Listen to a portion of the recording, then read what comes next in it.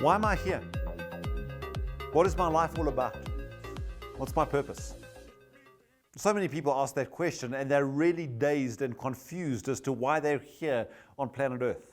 I mean, people are born, they grow up, they study, they work, maybe they get married, they have kids, they earn, they save, they retire, and they ultimately die. And yet still they sit asking that fundamental question, what's it all about? What's my destiny? What's my goal? What's my purpose? Having lived my life, what legacy am I going to leave behind? And so many people, and maybe even you watching this video, are asking exactly that.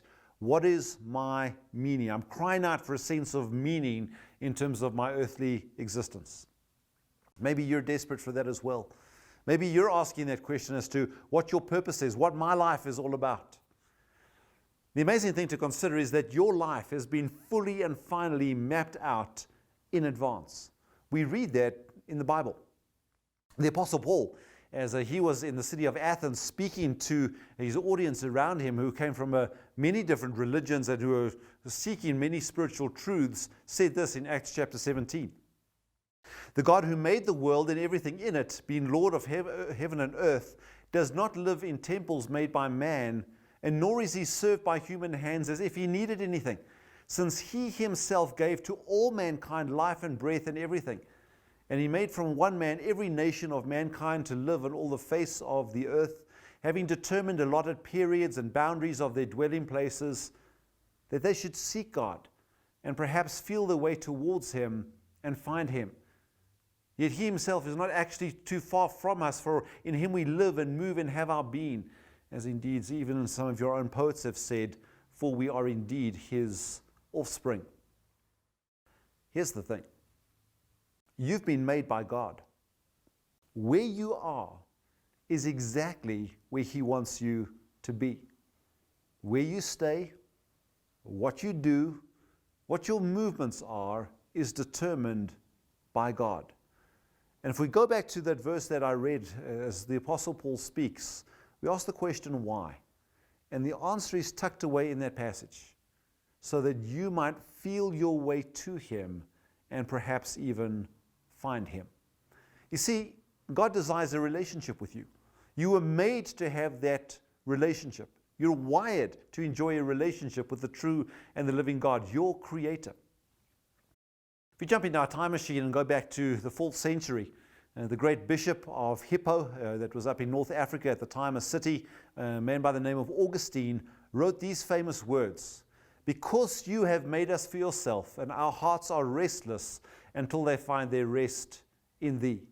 What Augustine was saying is this: we're created by God, we're wired by God for a relationship with him, and we're never going to be settled, we're always going to be uncertain, we're always going to be restless until we find our rest in God. That's the issue. We're restless and unsatisfied until we find that peace that can only come in a relationship with him. So how? How's that possible? Well, the Bible teaches us that that is possible through faith in Jesus Christ, who suffered and who died and rose again to make a way for that shattered, broken, distorted relationship to be fully and finally restored. And when you come into a reconciled relationship with God, when you're saved and forgiven and accepted through believing in Jesus Christ and what he accomplished through his life and his death and his resurrection, then the entire purpose and meaning and goal of your life blossoms like a flower in front of you. We read in 1 Corinthians chapter 6, so glorify God in your body. Suddenly there's purpose. Suddenly there's meaning. Suddenly there's a goal. You exist to glorify God. That means to make him known. That means to reflect him to people. That means to align yourself with his good and wise purposes for your life. And along with it is the prospect of knowing your Creator in a loving and a safe and a purposeful relationship eternally. One of the writers of the Bible wrote these words in Psalm 73, "Whom have I in heaven but you? And there is nothing on earth I desire besides you. My flesh and my heart may fail, but God is the strength of my heart and my portion forever." That is someone who has found his maxed out joy and delight and satisfaction and purpose in God and in his relationship with God. Many centuries ago, right back in 1647, a bunch of very clever theologians and churchmen met together in London to work out a statement of faith, basically what they thought they were going to believe as a group of churches. And as they did so, the very first question that they asked was this: what is the chief end of man? What is the chief end of man? What's life's purpose all about, effectively, is what they were asking. And the answer that they provided was this: man's chief end is to glorify God and to enjoy Him forever.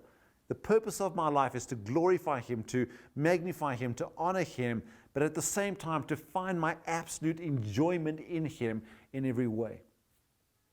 Is that true for you? Is that what marks your life and your thinking?